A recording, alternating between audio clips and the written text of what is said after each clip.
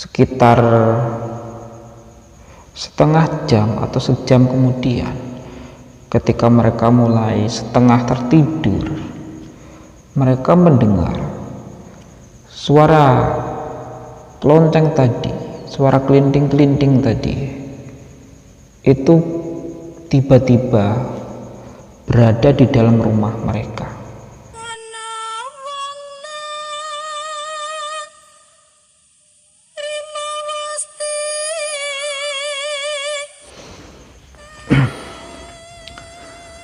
A'udzubillah. Assalamualaikum warahmatullahi wabarakatuh. Sebelum memulai cerita, saya ingin mengucapkan terima kasih dan selamat datang ke teman-teman yang telah mau meluangkan waktunya mengunjungi channel saya yang sederhana ini. Semoga terhibur, semoga bisa mendapatkan manfaat. Saya juga mengucapkan terima kasih sebanyak-banyaknya kepada teman-teman yang telah mensubscribe, melike atau berkomentar, atau bahkan men-share cerita yang saya bagikan.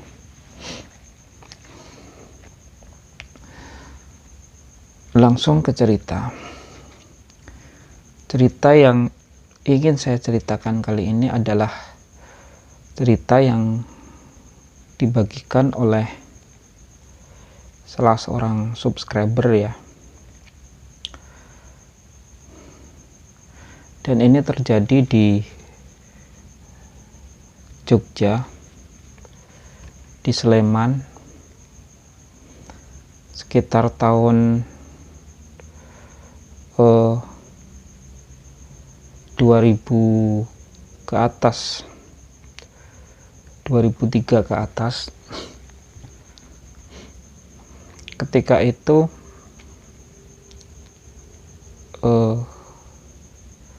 tiga orang calon mahasiswa atau mahasiswa baru, namanya Heru, Saiful, dan Sani, mencari kontrakan ya untuk mereka tinggal, dimana biasanya para mahasiswa ini ngekos, tetapi mereka mencari satu rumah yang lebih nyaman, yang lebih mereka akan merasa lebih bebas, dan juga tentunya lebih luas, dengan cara mengontrak rumah itu bersama-sama, jadi patungan ya. Dan mereka pun mulai mencari rumah tersebut disesuaikan dengan budget mereka. Ketika itu belum ada sosial media seperti sekarang, belum ada OLX. Jadi saat itu ketika orang membutuhkan informasi, biasanya mereka membeli koran. Dan di Jogja ini koran yang paling terkenal ketika itu KR ya, Kedaulatan Rakyat. Mungkin sampai sekarang juga masih. Dan setelah itu mereka mulai mencari-cari rumah yang dikontrakkan. Dan di situ mereka mendapatkan satu informasi rumah yang lumayan murah ya. Akhirnya mereka pun langsung meluncur ke tempat.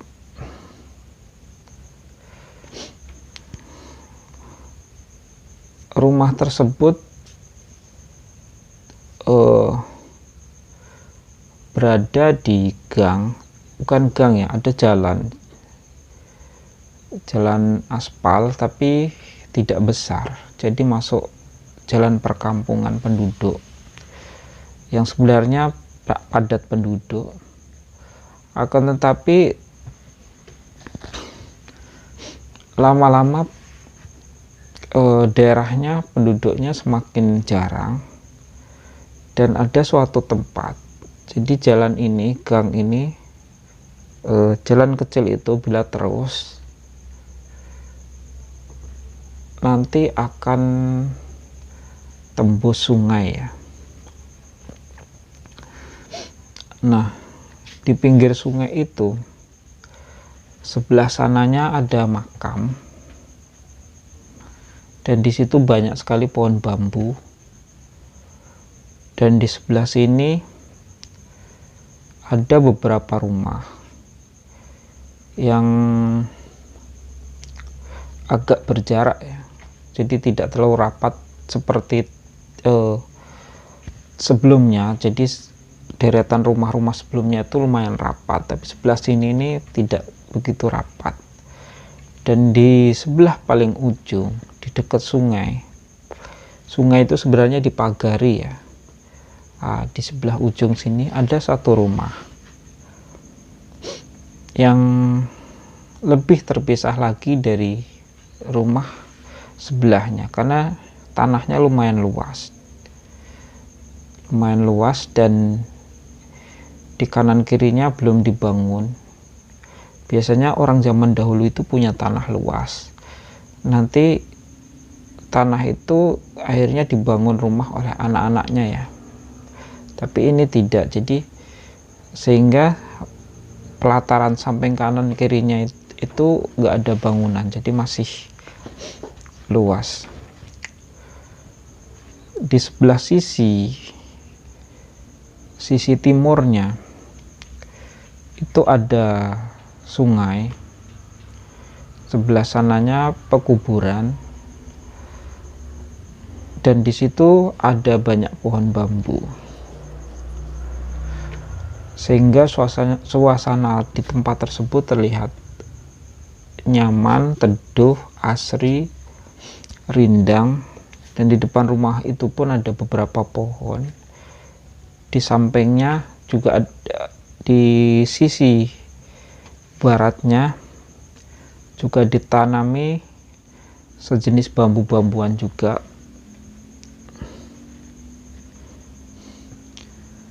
Sehingga rumah tersebut kelihatan tertutup ya.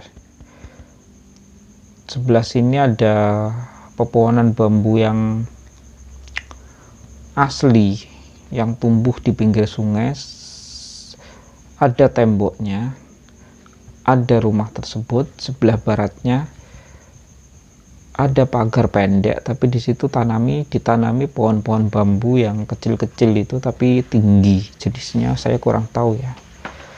Nah,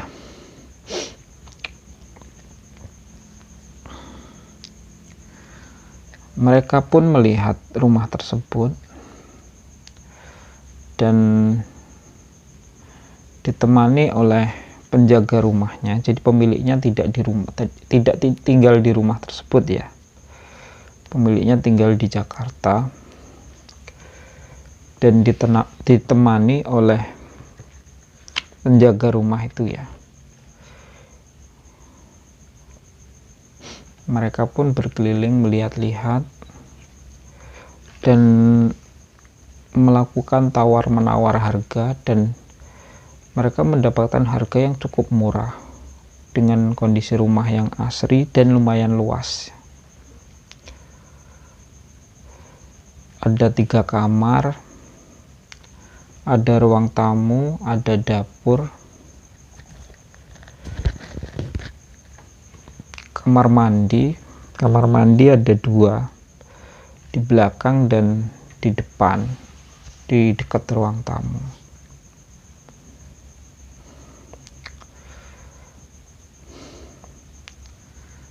Nah, akhirnya mereka setuju dan sepakat mengontrak rumah tersebut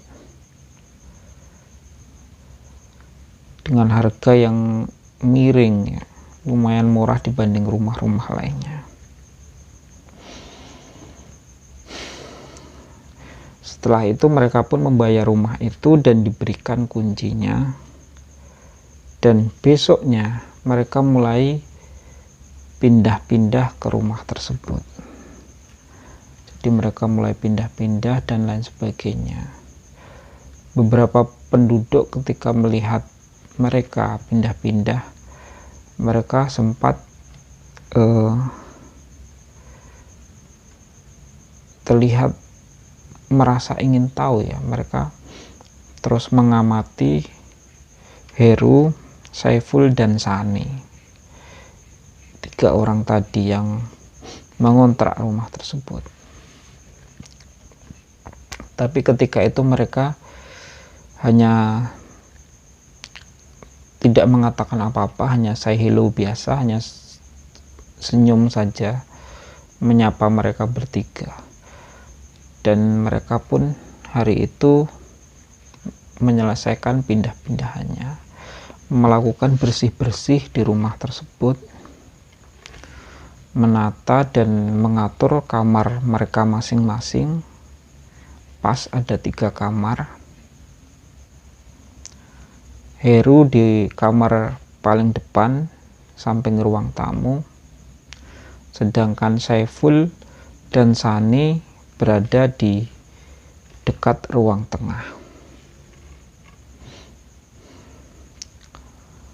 Nah,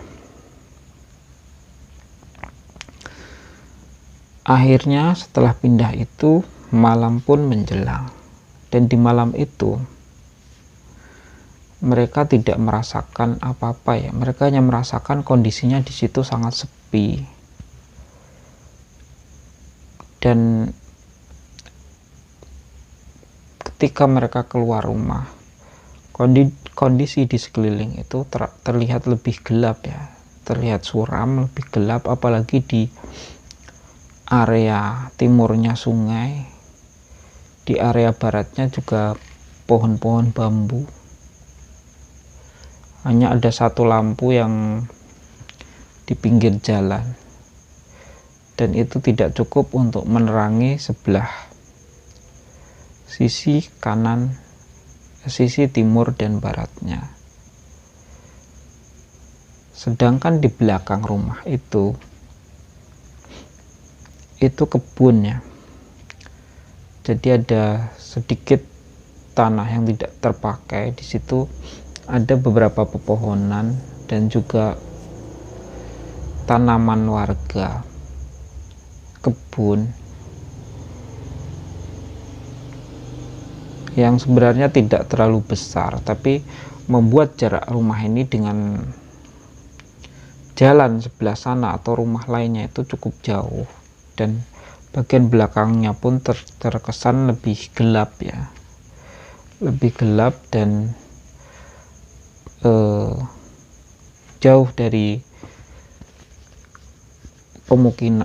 pemukiman penduduk. Nah, di malam itu mereka tidak mengalami apa-apa. Mereka tidur dengan biasa. Cuma mereka sempat mendengar ada bunyi seperti lonceng kecil itu ya. Lonceng kecil yang biasanya dibuat pernak-pernik atau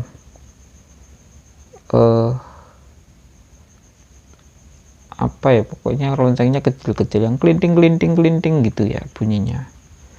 Hanya sempat mendengar seperti itu, tapi hanya sekilas-sekilas, dan mereka tidak terlalu memusingkannya.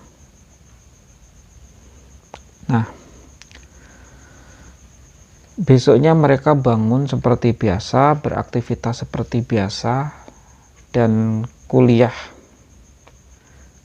seperti biasa. Malam itu pun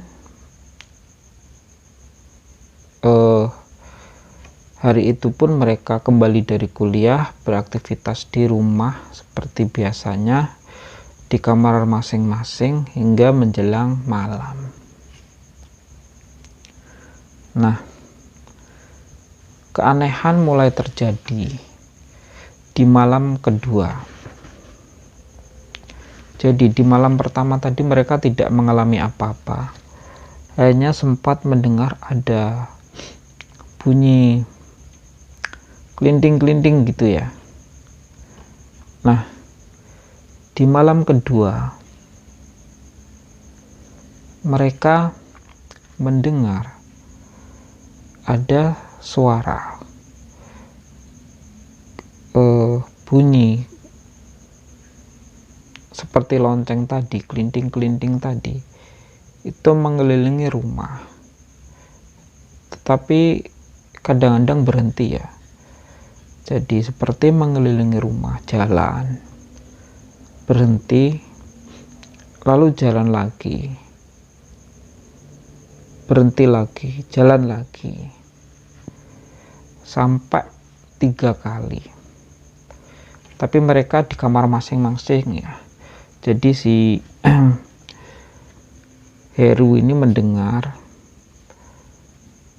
Saiful mendengar, dan Sani juga mendengar, tapi di kamar masing-masing. Nah, di putaran yang ketiga itu bunyi kelinting-kelinting ini berhenti di depan pintu rumah, di pintu rumah bagian depan, cukup lama, dan akhirnya terdengar suara ketukan. Nah, ketika itu Heru yang berada di kamar paling depan, di dekat ruang tamu, awalnya sempat berpikir ya, siapa sebenarnya malam-malam yang membunyikan lonceng itu dan mengelilingi rumah. Tapi kadang berhenti, kadang jalan, kadang berhenti, kadang jalan.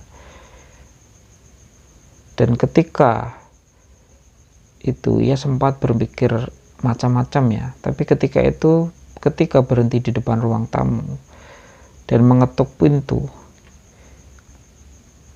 dia mulai berpikiran, oh ini mungkin orang, entah tujuannya apa.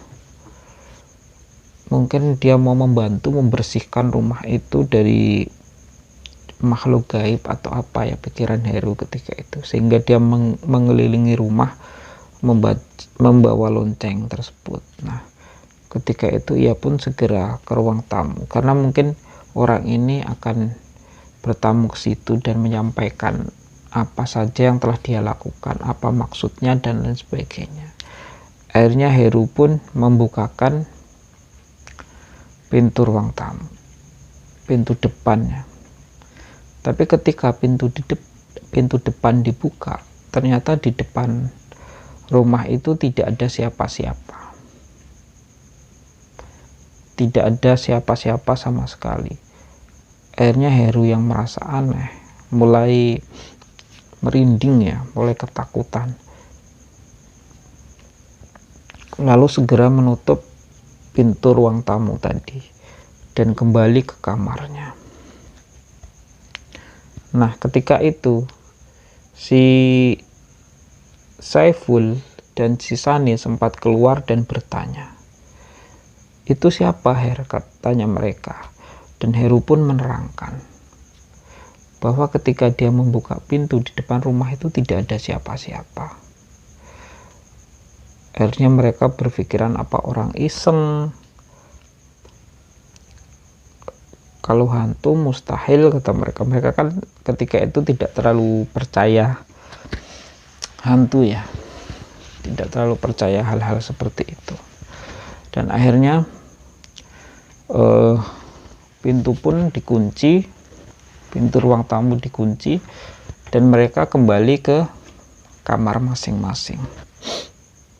Nah, ketika mereka kembali ke kamar masing-masing dan mereka mulai tidur, sekitar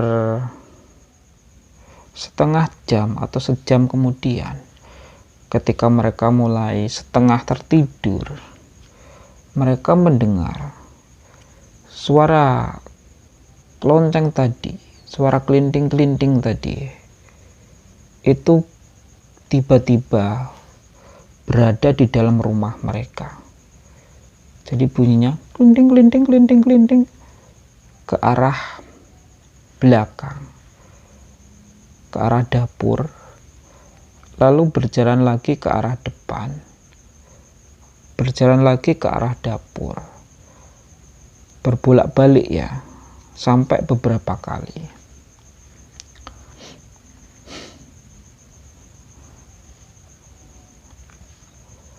Dan hal itu membuat mereka di kamarnya masing-masing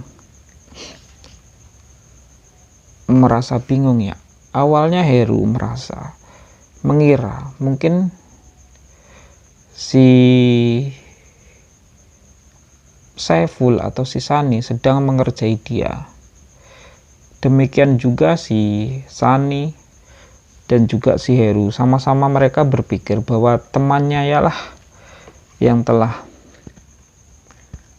mengerjai mereka ya. Jadi setelah beberapa saat akhirnya mereka keluar kamar. Dan ketika mereka keluar kamar, salah satu keluar kamar, yang lainnya pun juga keluar kamar. Dan mereka saling melihat ya. Ketika itu si Heru keluar, terus ke ruang tengah. Dan si Saiful juga keluar, lalu disusul Sani. Mereka melihat Heru dan mengira Heru mengerjai mereka. Ternyata Heru malah bertanya ke mereka apa yang mereka kerjakan. Dapat lonceng dari mana, kata Heru. Tapi ternyata mereka tidak melakukan apa-apa. Bahkan ketika digeledah, dicek satu persatu, ternyata mereka tidak punya lonceng sama sekali di kamarnya. Akhirnya Heru dan Saiful serta Sani merasa ketakutan dan mereka memutuskan untuk tidur bersama di ruang tengah, di salah satu ruang di situ, di salah satu kamar ya, di kamarnya si Saiful ketika itu. Nah, mereka pun tidur di kamar Saiful itu. Dan ketika mereka tidur, mereka mendengar suara kelinting-kelinting ini ada lagi. Ketika itu sudah cukup malam ya, sekitar jam 12-an, mungkin jam 12-an lebih, sekitar jam 1. Itu mereka terbangun karena mendengar suara itu ada lagi. Bergerak dari ruang tamu ke dapur, lalu kembali lagi, lalu ke dapur lagi. Dan hilang. Nah, mereka di kamar itu ketika itu merasa sangat ketakutan. Sebenarnya apa ini?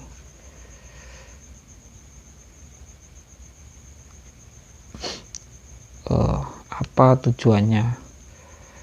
Ada makhluk apa yang mengganggu mereka? Sosok apa yang mengganggu mereka? Mereka sempat ingin membuka pintu tapi tidak berani ya. Nah, akhirnya itu kejadian hari kedua dan cukup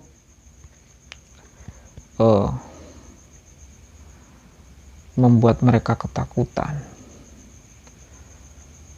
Setelah itu paginya mereka beraktivitas seperti biasa sampai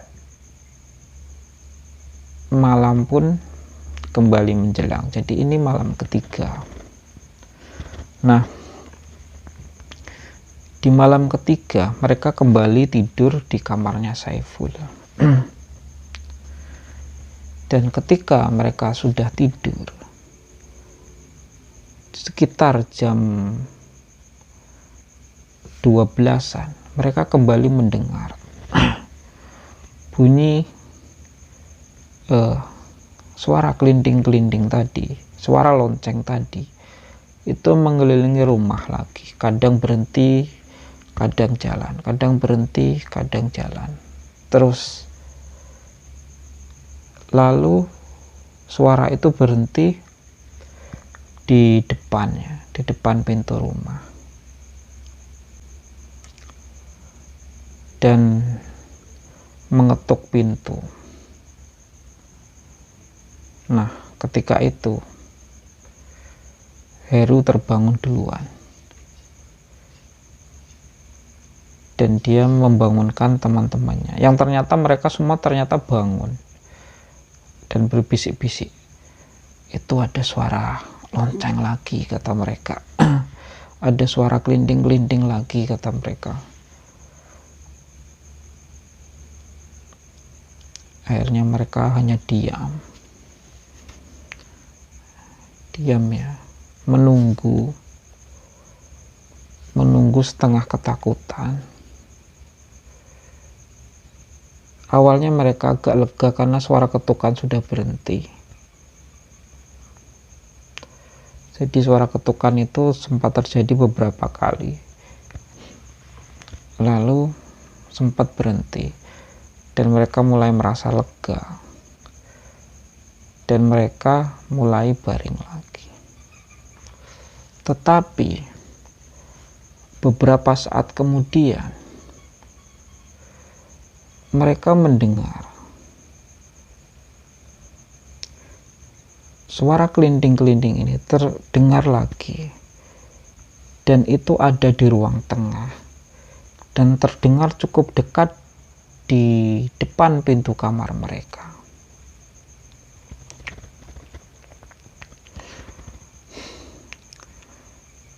Mereka pun berdoa ya, mereka sibuk berdoa, dan di tengah doa mereka mendengar pintu kamar itu diketuk, tuk tuk tuk tuk tuk tuk 3 kali ya. Mereka tidak berani membuka dan langsung memasang sarungnya masing-masing. Jadi ketika itu mereka pakai sarung untuk selimutan ya, pakai sarungnya masing-masing, saling berhimpitan ya, saking takutnya, dan terus membaca doa-doa. Terutama Saiful terus membaca doa-doa, dan akhirnya suara ketukan ini hilang, dan mereka pun tidur dengan tenang sampai salah satu dari mereka, ketika itu si Sani itu terbangun menjelang subuh, dan dia pengen kencing ya, karena sudah tidak tahan lagi, pengen kencing. Dia membangunkan salah satu temannya. Ketika itu yang dia bangunkan si Heru. "Her, ayo temani aku ke toilet," kata si Sani. Heru ini ogah-ogahan ya, malas mau menemani. Tapi karena didesak terus sama si Sani, akhirnya dia pun menemani Sani ke toilet. Nah, dia mengantar sampai di depan toilet, dan Sani pun masuk ke dalam toilet. Nah, ketika Sani masuk ke dalam toilet, Heru karena toilet ini di ruang tengah ya, di salah satu sisi ruang tengah ya. Heru ini melihat ruang tengah sendirian di situ, Sani di dalam kamar mandi. Dia merasa agak ketakutan ya. Jadi diam-diam dia kembali ke kamarnya karena ketakutan, sendirian di ruangan tengah. Dan Heru pun tidak mau kalau dia menemani di dalam kamar mandi ya, ketika Sani kencing ya. Jadi dia langsung kembali ke kamarnya. Nah, ketika itu Sani ternyata bukan hanya kencing, jadi dia perutnya juga mulas, jadi dia sekalian berak. Nah, ketika dia berak itu, dia mendengar pintu kamar mandi ini diketuk. Ketika itu Sani mengira Heru yang mengetuk. "Sabar Her, aku perutku sakit," kata si Sani. Tapi kembali diketuk lagi. Sabar Her, perutku sakit, kata Sani. Kemudian suara itu sempat berhenti. Beberapa saat kemudian, kamar mandi itu kembali diketuk. Nah, kali ini Heru Sani setengah kesal karena diketuk terus, padahal dia sedang sakit perut. Iya, aku akan keluar, kata Sani. Ketika itu dia langsung membasuh kotorannya ya, dan mulai memegang pintu dan mau keluar. Tapi ketika dia mau keluar, dia mendengar dari depan pintu kamar mandi itu bunyi lonceng ya, kelinding seperti itu. Akhirnya Sani yang mau keluar tadi tidak jadi keluar. Dia hanya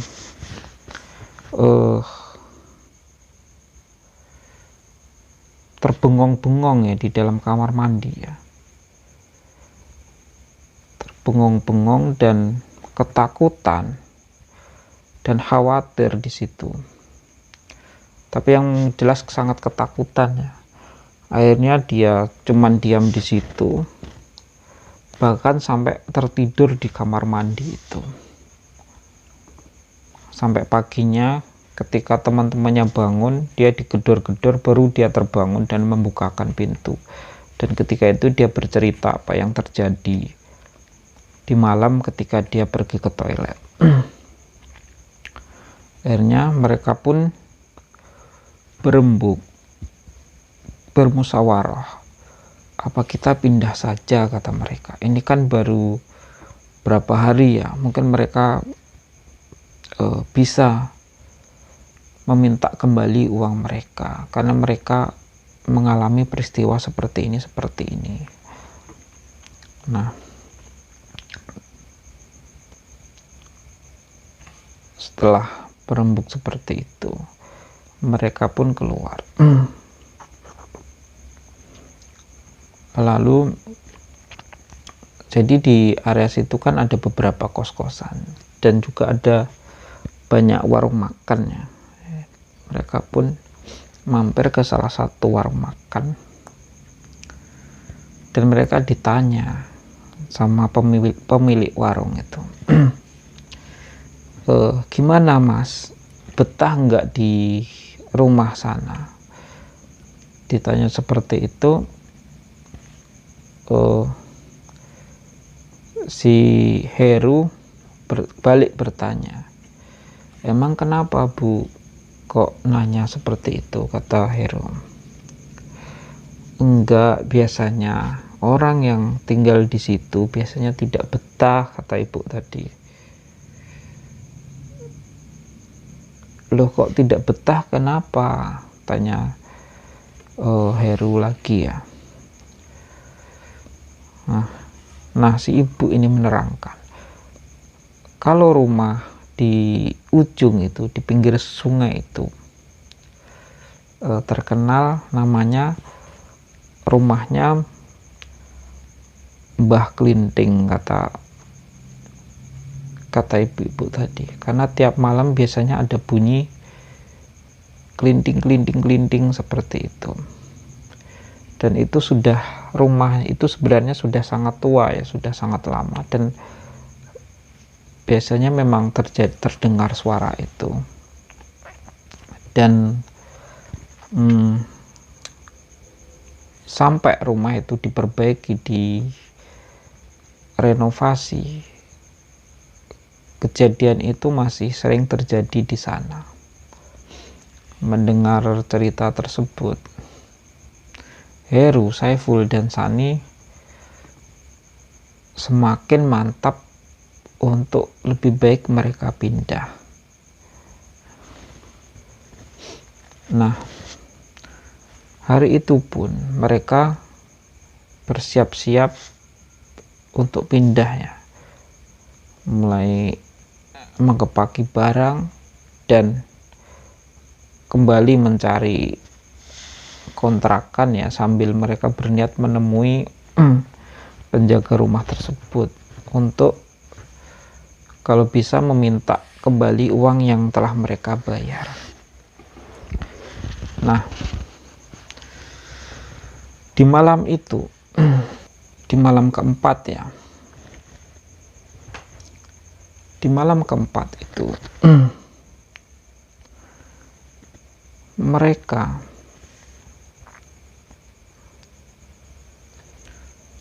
masih tidur di rumah tersebut. Jadi karena mereka belum mendapatkan tempat tinggal yang baru, mereka kembali tidur di rumah tersebut, di kamarnya Saipul lagi ya. Mereka tidur di kamar tersebut, dan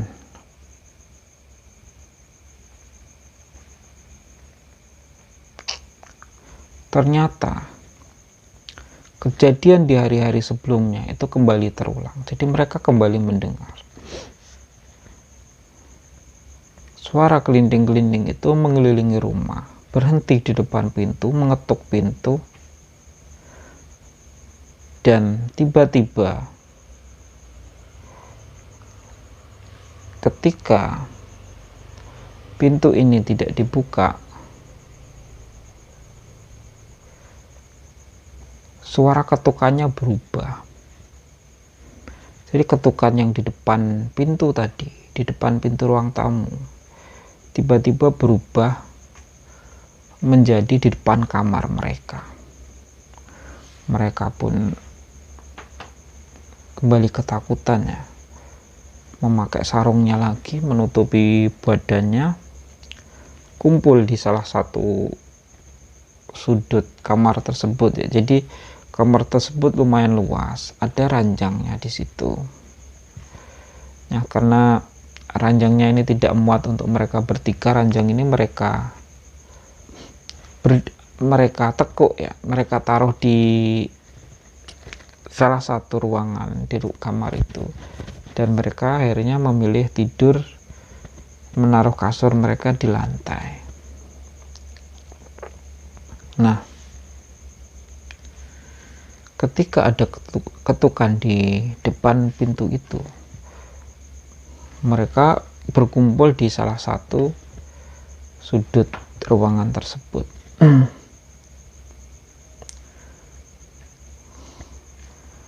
Tetapi beberapa saat kemudian mereka mendengar suara lonceng ada di dalam kamar mereka. Glinding, glinding, glinding, glinding. Glinding, glinding, glinding. Kayak gitu ya. Akhirnya mereka pun langsung terbangun, langsung lari langsung membuka pintu kamar tersebut, lari apa ya namanya, lari lintang pukang atau apa itu, yang sampai saling menginjak sarungnya tadi, sampai terjatuh dan menggelinding. Akhirnya mereka lepas sarungnya, berlomba-lomba sampai ke ruang tamu ya, membuka ruang tamu, langsung keluar dari rumah tersebut, dan mereka duduk di pinggir jalan di dekat lampu yang besar itu. Mereka duduk di situ terus sambil menahan kantuk, menahan dingin sampai pagi. Jadi tidak berani masuk lagi ke rumah tersebut sampai pagi. Nah, ketika pagi mereka langsung mengambil barang-barang mereka taruh di ruang tamu, menutup pintu, lalu pergi menemui pengelola rumah tersebut yang menjaga rumah tersebut, dan menyampaikan semua kejadian mereka alami, dan mereka tidak ingin lagi melanjutkan mengontrak di situ karena tidak berani ya dengan kondisi seperti itu. Akhirnya bapak ini pun maklum ya, dia mengerti, dan dia pun karena mungkin kasihan atau mungkin sebenarnya dia sudah tahu ya, cuman mungkin dia berharap bahwa orang-orang ini mungkin tidak akan mengalami hal yang sama dengan orang-orang sebelumnya. Akhirnya dia kembalikan uang mereka. Jadi bangsa jin memang mereka biasa menggoda manusia dengan cara-cara mereka, terutama di daerah, di tempat yang terbengkalai atau banyak sisi-sisi ruangan yang gelap tidak terpakai. Di situ mereka suka di situ untuk mengganggu manusia, yang menggoda dengan wujud-wujud tertentu yang ada di pikiran manusia. Jadi kalau kita ada di Eropa, mustahil kita melihat pocong. Kenapa? Karena pocong itu mindset yang ada di Indonesia. Jadi jin akan menyerupai wujud tersebut. Kira-kira seperti itu ya. Yang jelas kita harus banyak berdoa.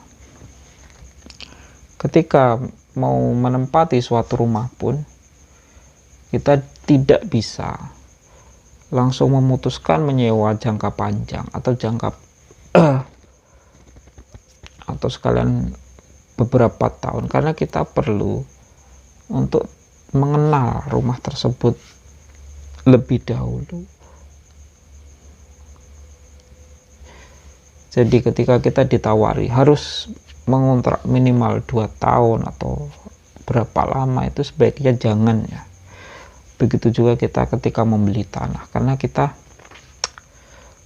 kadang-kadang salah membeli, tidak cocok dengan lingkungan atau banyak hal yang kurang baik di situ, sehingga akhirnya menimbulkan penyesalan.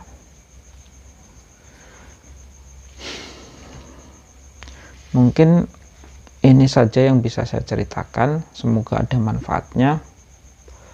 Wassalamualaikum warahmatullahi wabarakatuh.